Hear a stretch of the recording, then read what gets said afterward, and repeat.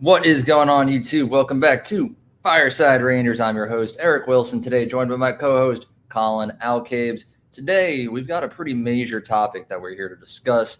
A few days ago, Arthur Staple reported that apparently this past offseason, the Rangers kind of wanted to rebuild their core. Chris Drury really wanted to, but step one of making that happen was moving Jacob Trouba's contract. Obviously, we know the whole story, what went down. It didn't happen.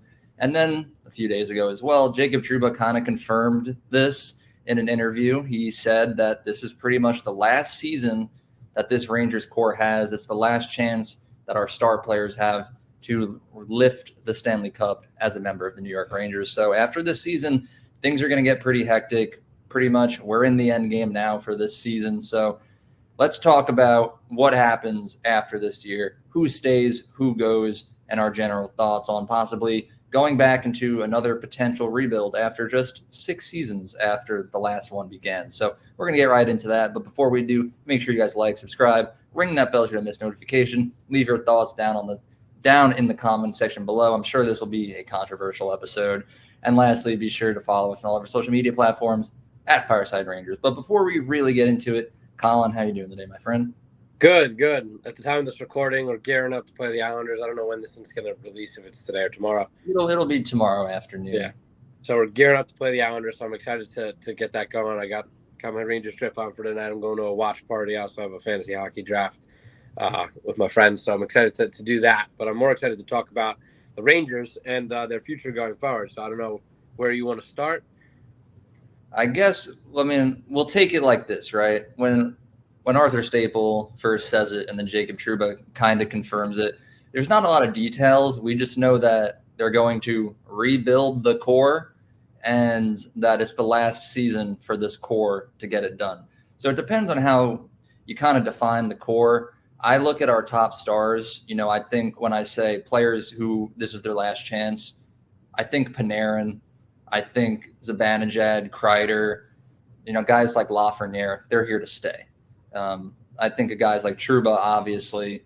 And, at this point with Igor, who knows what's going to happen. So let's take it player by player. I think the first one that I want to touch upon is Artemi Panarin. Many of the longtime fans will know Panarin has been my favorite New York Ranger for about the last 5 years since he joined this team. And I love him. I really do. But at this point, heading into the 2024-25 season, if we can't win a cup with Panarin, I hate to say it, maybe it's time to move on. Panarin's been great in the regular season. Colin, we were talking about it a little bit before we hit record.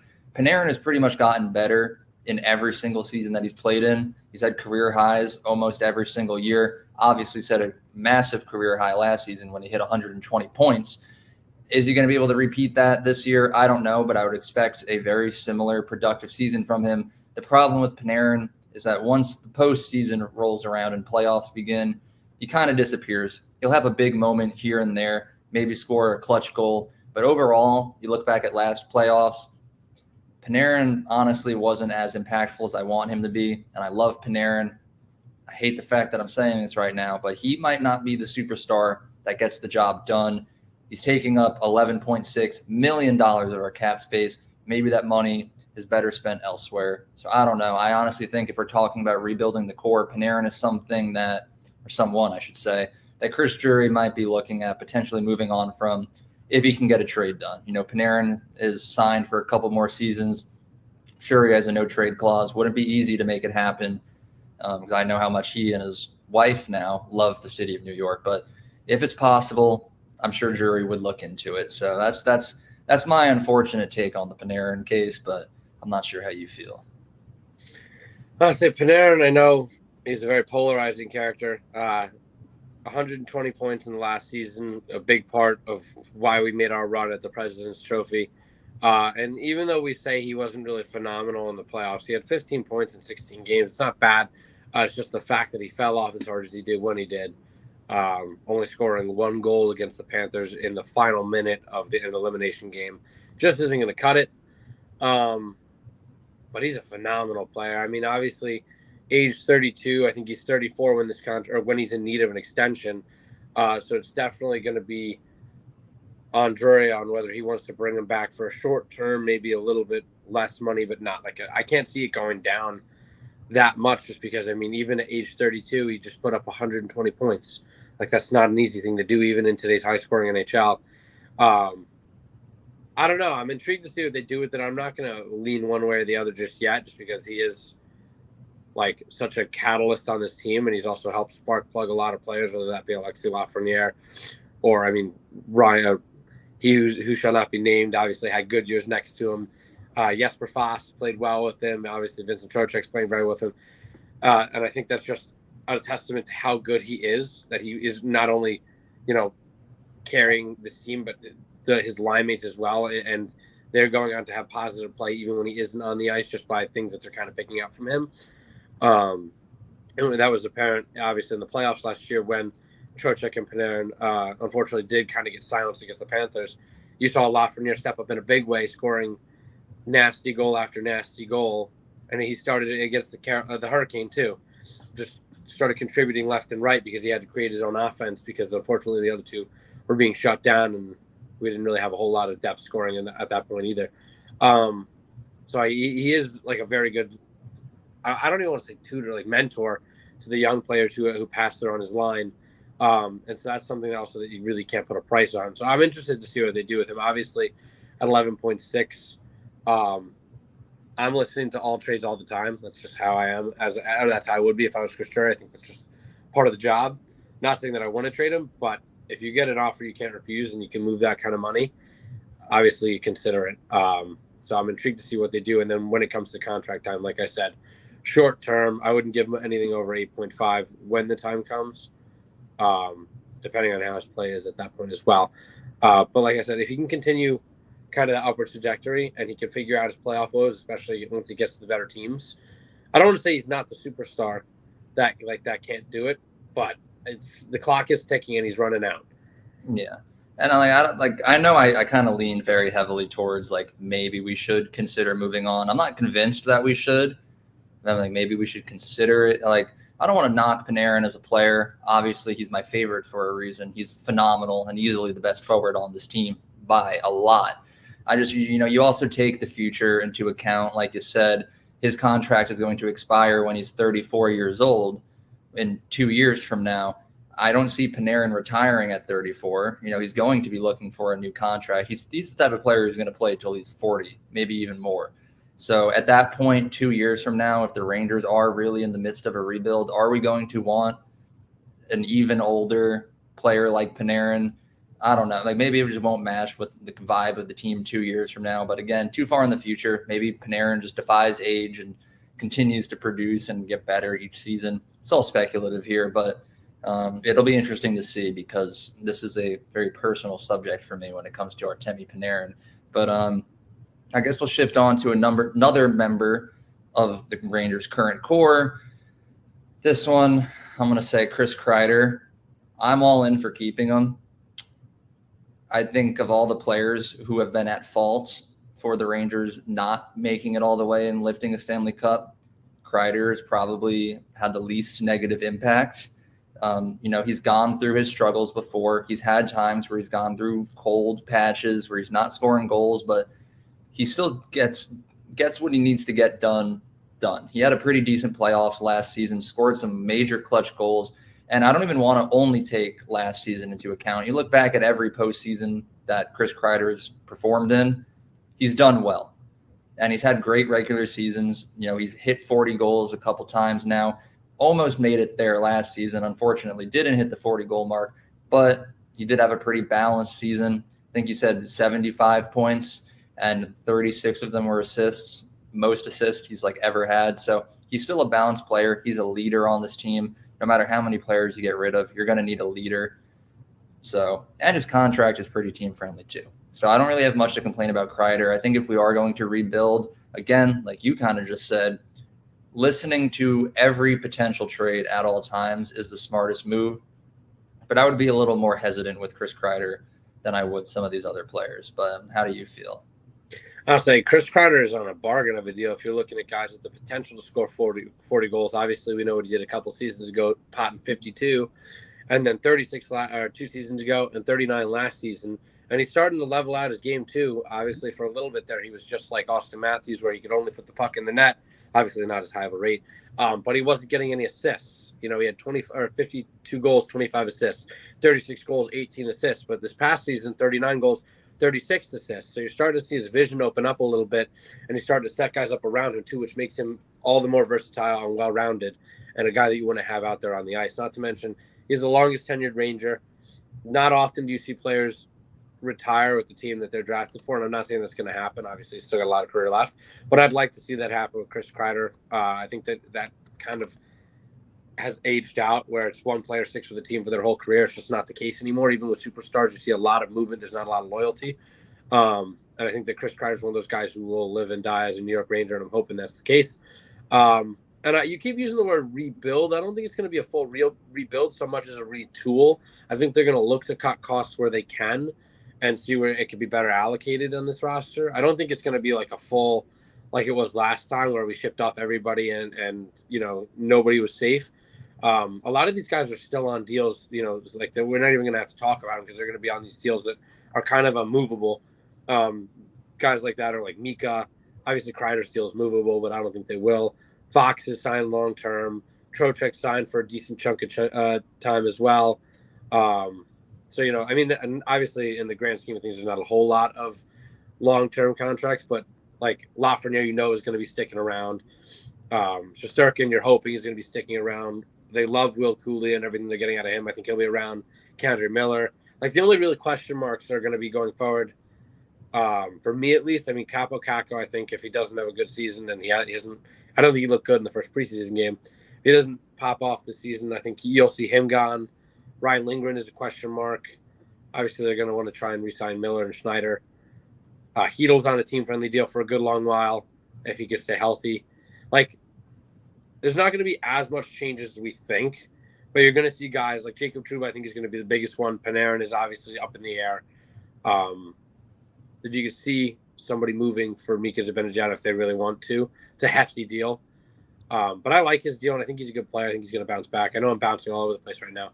But, like, going player by player on this roster right now, just looking at it, I feel like a lot of these guys are still going to be here. They're just going to look to change up, like, one or two big names.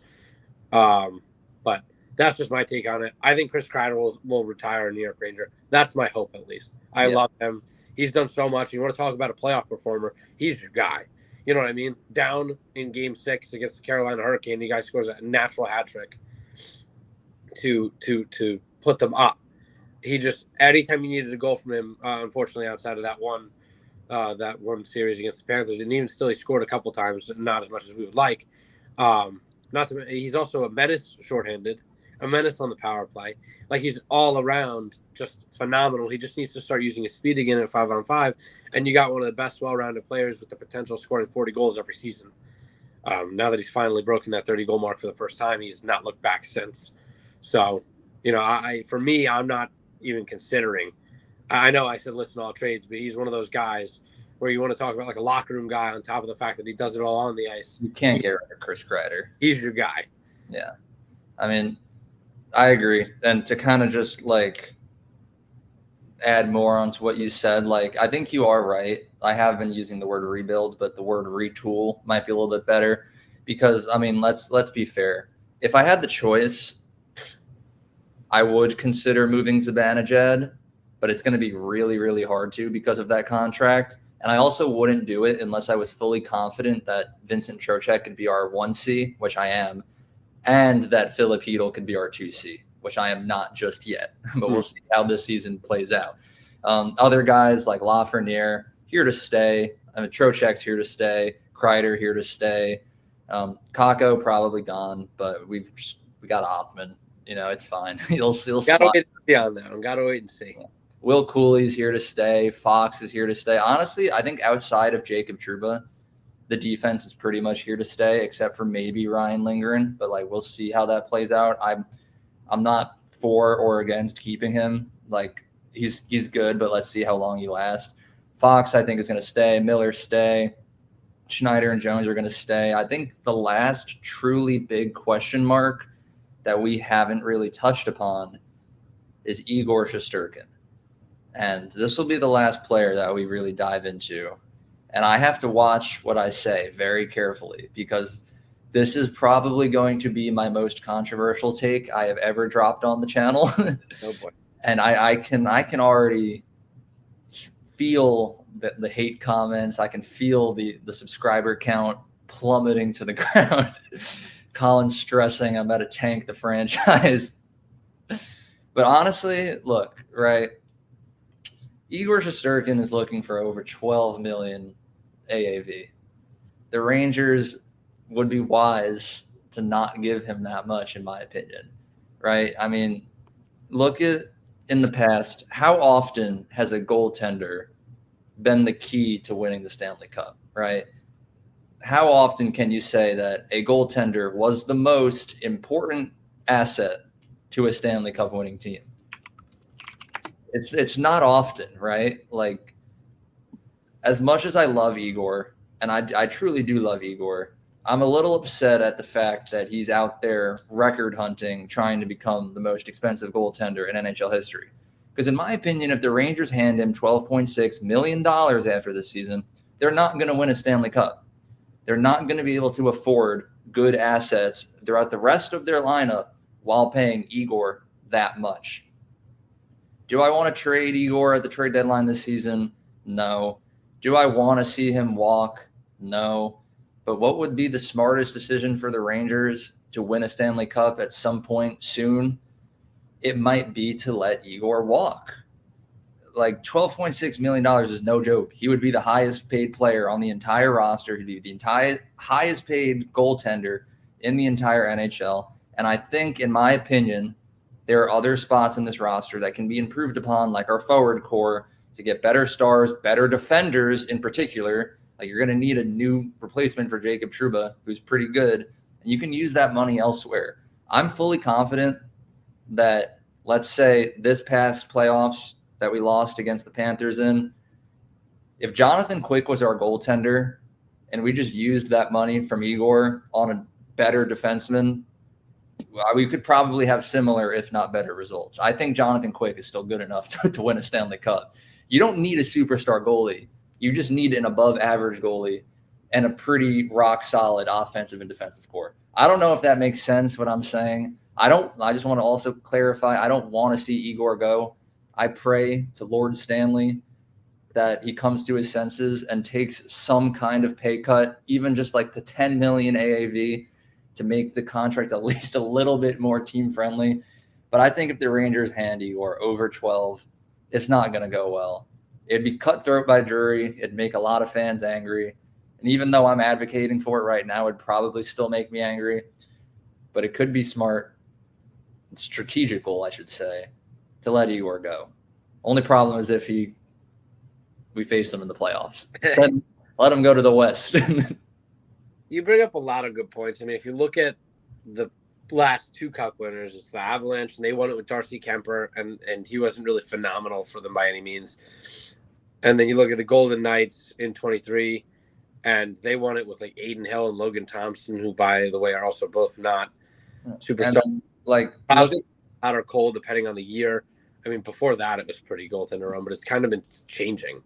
Yeah, and like, look at that Colorado team that won the Stanley Cup. Like, not only did they have a decent goaltender, their roster was pretty well balanced, but they were able to have stars in both the offense and defense. They had McKinnon, they had Landeskog, they had Cale Makar, and that was enough, combined with just a overall depth-filled team and a decent goalie, to win a Stanley Cup. And they were a dominant team too, nonetheless. Yeah, I mean, I'd say, like, if there's any people out here watching that play goalie and are getting angry, like, I don't want to undermine the position of goalie. Obviously, it's important, but I don't think that alone is the key. And if you hand Igor 12 million, you're handing him the key. I don't think it's going to work. I think a big thing is going to be, I mean, he's going to be the highest paid goalie, and there's no way around it. Someone will hand him the money. Someone will. But like right now is the highest paid goalie. I think he's making 10.5. Right? Who? Sorry.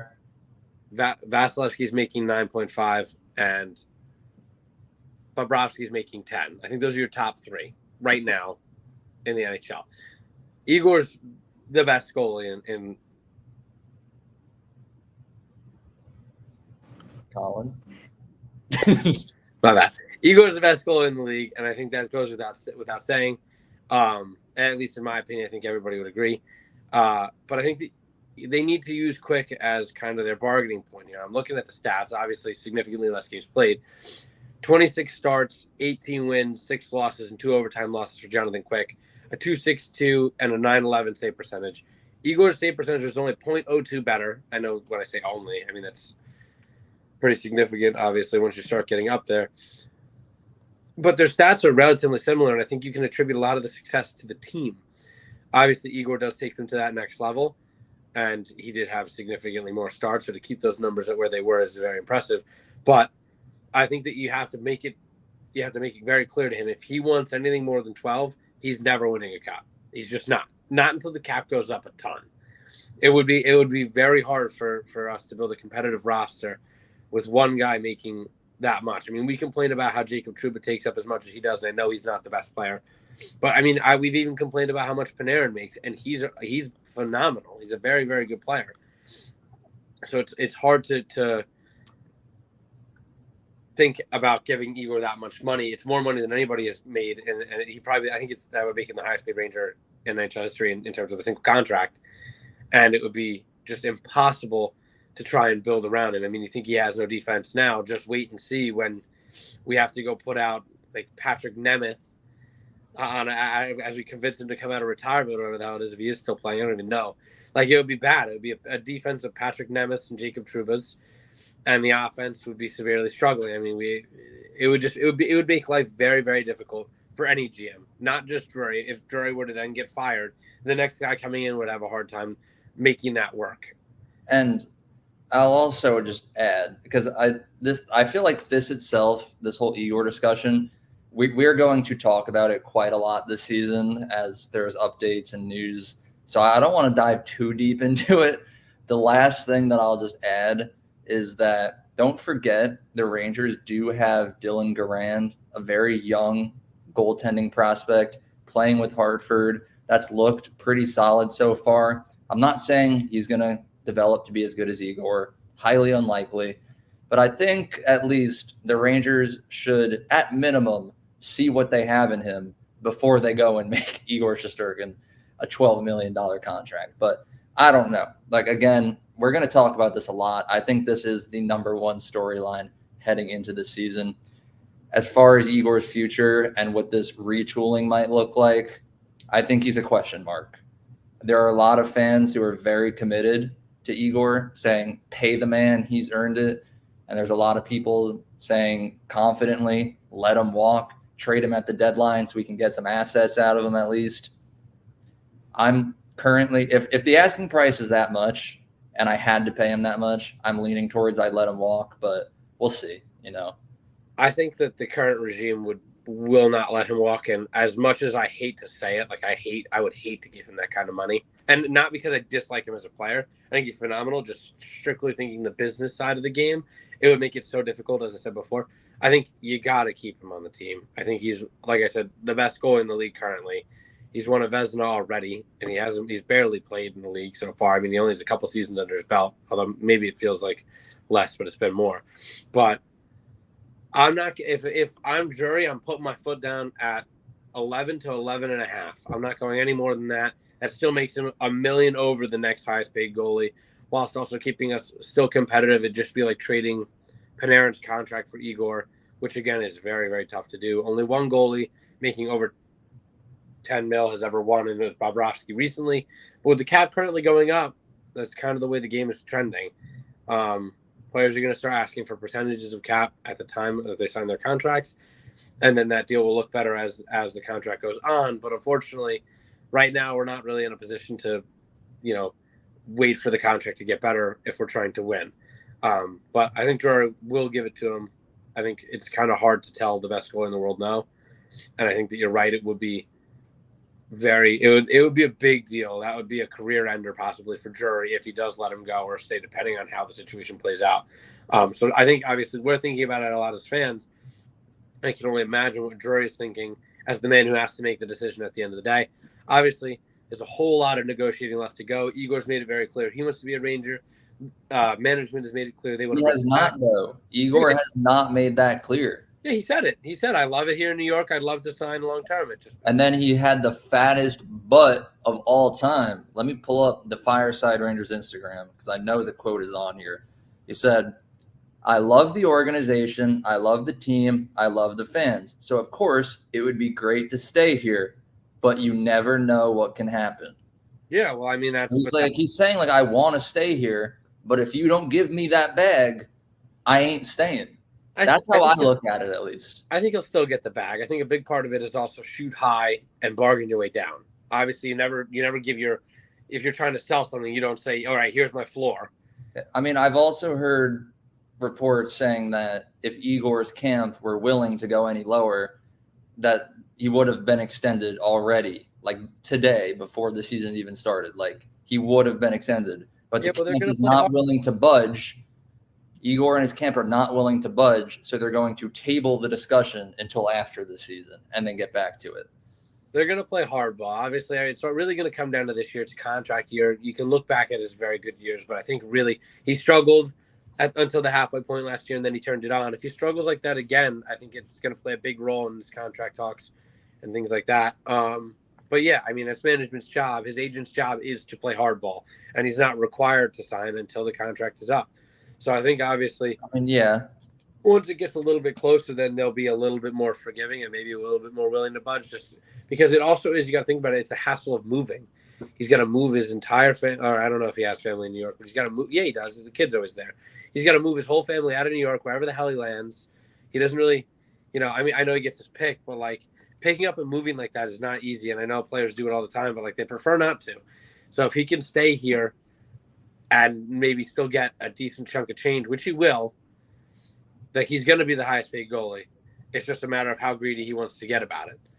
Yeah, so, I mean, we'll table the discussion for now, right? Because we can sit here and argue about it this whole time, but at the end of the day, I'd say he's a question mark, right?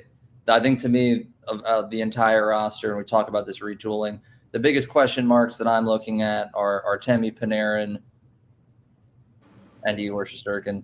I'm like, Kreider's a lock to stay. Maybe Zibanejad, you can consider it to be a question mark. Kaapo, Kakko, and Jacob Trouba, I think, are as good as gone at this point. So just enjoy every last game with them that you can.